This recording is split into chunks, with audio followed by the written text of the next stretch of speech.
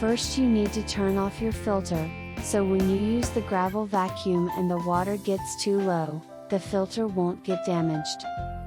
Then get your gravel vacuum and start cleaning your substrate.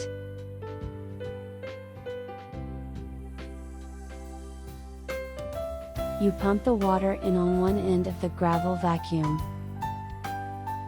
while the other end sucks out all the nastiness from the substrate.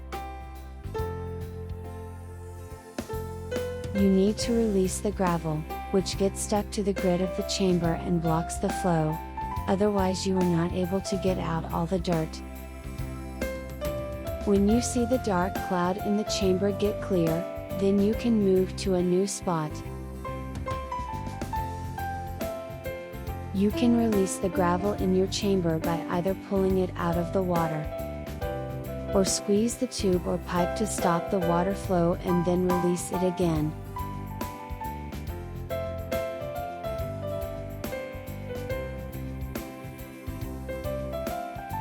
You can clean the substrate once or twice a month, depending on how many inhabitants you have in your aquarium and how much mess they make.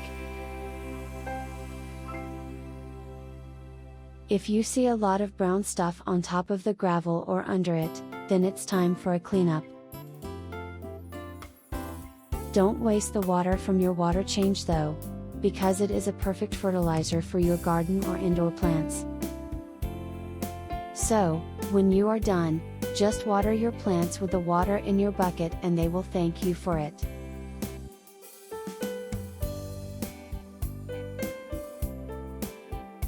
Watch how all the nastiness gets sucked out from under the stones.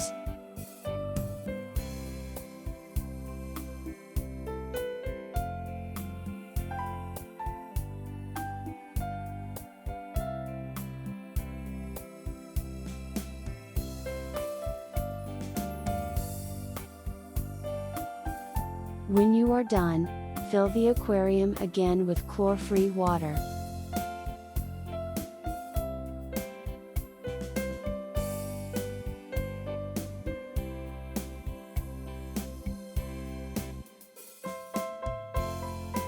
Don't use water, which has chlorine in it, because this could seriously damage the life in your aquarium, causing that your fish and inhabitants may suffer, including your plants. And it could lead to a crash of your nitrogen cycle and death of your beneficial bacteria. That's why you need to use a dechlorinator or water conditioner when you fill the aquarium with new water.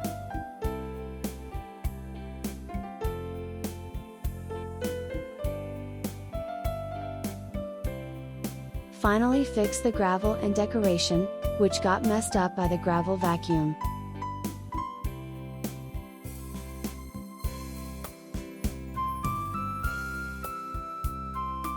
You can also take a cloth and wipe down the aquarium glass.